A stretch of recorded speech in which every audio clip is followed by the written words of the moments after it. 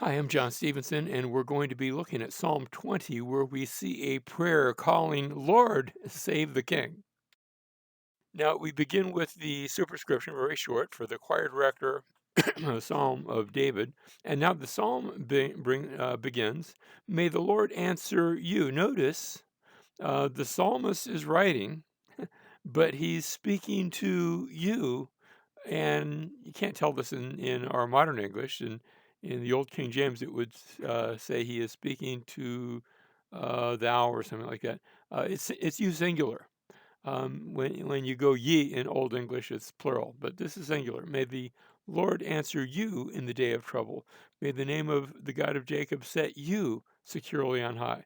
And may he send you help from the sanctuary and support you from Zion. And of course, this brings up the question: we're already into the psalm, and we're asking, who's the you? To whom is this being addressed? And it hasn't said so yet.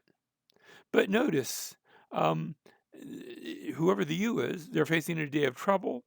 There's a request, a wish that that God might set this person on high. May He send you help from the sanctuary, that's temple language, and support you from Zion, that's Jerusalem language. So let me just give it away. I think the you, even though it's a psalm of David, um, is David the author? Maybe. But he's also, I think, maybe the subject, either him or whatever king comes after him. But I think there's going to be a king idea here. Let's continue into verse 3. May he remember all your meal offerings, that is, may God remember all your meal offerings and find your burnt offering acceptable. So notice the meal offering, the offering that sort of signifies fellowship, the burnt offering, the offering that signifies, well, sometimes sin, but not necessarily. Sort of the all around, by burnt offering, it's the ascending offering, the offering that goes up in smoke. The whole thing is offered to the Lord. And then we have Selah, a pause, a crescendo, and yet it's still going to continue. So he's asked about he has wished about your burnt offering. Verse 4, may he grant you your heart's desire and fulfill all your counsel. And now it changes. Instead of the focus upon being you, whoever that is, like I said, I think we're going to see a king idea there. Verse 5, we will sing for joy over your victory. So the you is somebody who's going out to war, going out to battle. And again, that describes the king that goes and fights for his people. We continue, rest of verse 5, and in the name of our God, notice, we will set up our banners. Now, there's a phrase that's sometimes used. You'll hear people talk about the Lord our banner, Jehovah Nisi, but that's not the term that's used here for banner. It's a synonym. It's a similar word, but it's a slightly different word. But same idea. We're going to set up our banners. We're going to name who we are, and have these banners or standards would be set up.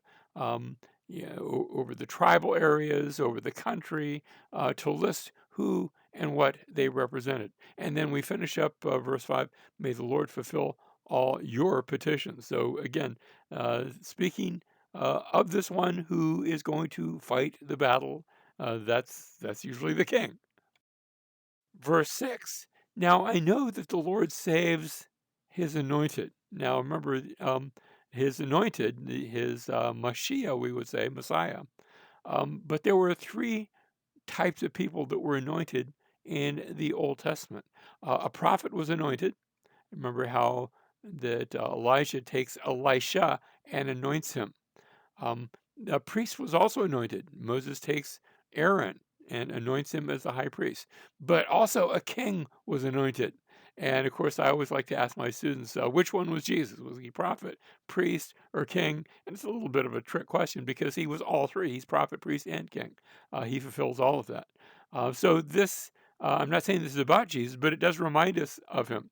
Now, we know that the Lord saves his anointed. And of course, in the case of Jesus, he died rather than being saved. He died in our place so that we might be saved. He actually died for our salvation. And as such, he was the anointed one of God. we continue, he will answer him from his holy heaven. Now, we already saw God from his temple, but now it's from his heaven. Of course, one represents the other with the saving strength of his right hand. And then we have in verse 7, some boast in chariots and some in horses. That's what kings would normally boast in. Kings would normally say, look at all the chariots that I have. We actually have references in Egypt, the Pharaoh boasting in how many chariots he was able to field and how many horses he had ready. And later on, in the days of Solomon, Solomon starts to boast a little bit in having a certain amount of chariots and lots of horses. But there's a better place of boasting, middle of verse 7, but we will boast in the name of the Lord our God, because that gives us much more security. Um, Chariots, horses, weapons, economy, prosperity, those things are all fleeting. The name of the Lord endures. But notice, some in chariots, some in horses. Verse 8, they have bowed down and fallen, but by contrast, we have risen and stood upright. God delivers his people. And notice this statement of not just looking to the future, but even in the past. Yes, God has raised us up. Reminds us a little bit again of how the Lord raised up Jesus after his death, burial, but then came the resurrection. But we have risen and stood upright. We come to the last verse, a very short psalm, and yet we're going to spend a bit of time here because the Hebrew isn't perhaps as clear as it could be. First, let me read how the New American Standard has it. Save, O Lord, may the king, remember I said there was a king here somewhere, and now we see him mentioned. Save, O Lord, may the king answer us in the day we call. That's the New American Standard. And so notice the "O Lord," that's Yahweh, the name of God. And so the Lord is there, and then notice the King is there. So he's the one. And here in this reading of it, it says, "May the King answer us," which means that there's an us there, and of course we're the people, the ones that are mouthing the psalm, the ones that are praying. Can I say praying and praising the psalm? And so the request is, will God, I'm sorry, not the Lord, may the King. That's how it's worded here in New American Standard. May the King answer us. So it's asking the Lord to get the King to answer us, or save Lord. But then in that salvation, will the King answer us in the day we call? Now that might be a bit problematic as to the translation of this passage. So let's look first of all at the Hebrew, and I know this is going to get very technical, but I'll try to walk us through. We begin actually, instead of "save, O Lord," I think I'd reverse that. "O Lord, save," just because that's the word order here. So the word Lord, remember that's Jehovah, or we usually say Yahweh, and that works. Actually, I usually just follow the Jewish practice and call it Adonai or Lord, like our translation does. But it's okay for teaching purposes. We're not taking the Lord's name in vain when we read it out loud. And then the next line, "Hu shiha," that's the word "save." And it's the hifel imperative. It's do it, and it's masculine singular, speaking to the Lord. Of Yasha is the root word here. So, "O Lord, save," I think that's good. But notice the next word. It's Ha-melech, the king. And so our translation has taken those first two lines, or first two words, and put those sort of by themselves, "Save, O Lord," or "O Lord, save," and then taken the phrase "the king" and had that refer to the part that follows. However, it's a little up in the air because of the word order. Does "ha-melech," does that go with the previous section, or does it go with the next section? If it went with the next section, then it would be just saying, "Answer us in the day in which we call," which is the same way they've translated here.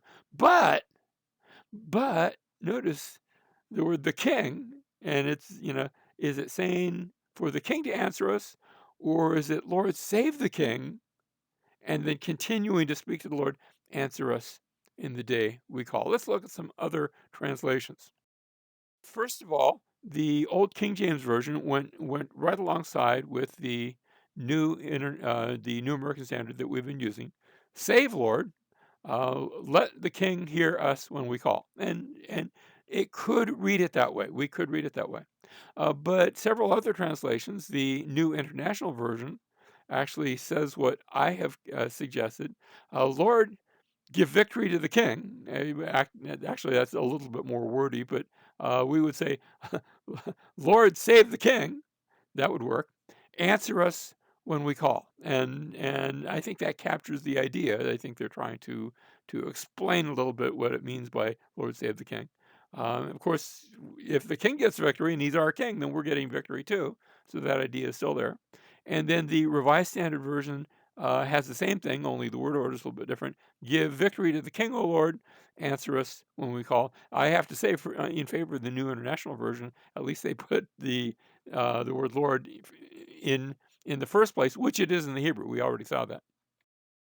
Now, the Septuagint, and again, this is a little problematic, but I just think it bears at least a quick glance. Kyrie sosan, that's Lord save tan basileia su. Literally, it's Lord save your king. Now, they're being a little interpretive there, and so maybe it's not your king, but still, that's who the king would be that they're asking. And then it goes on to say, "Answer us in the day in which we call." So everything else is the same, but that the Septuagint has the same reading. Now, finally, let me suggest that if we compare this to verse 1, remember, verse 1 started off, and there's no textual issue there. May the Lord, and there's no translation issue, I should say. May the Lord answer you in the day of trouble. And the you we suggested was the king. And so, if that's in verse 1, then when we come now to verse 9, we come full circle. Lord, save the king. Answer us. Notice the term answer is used in both verses. Answer us in the day we call. And so it's a call, Lord, save the king. And in the process, hear our prayer because that will bring salvation our way as well.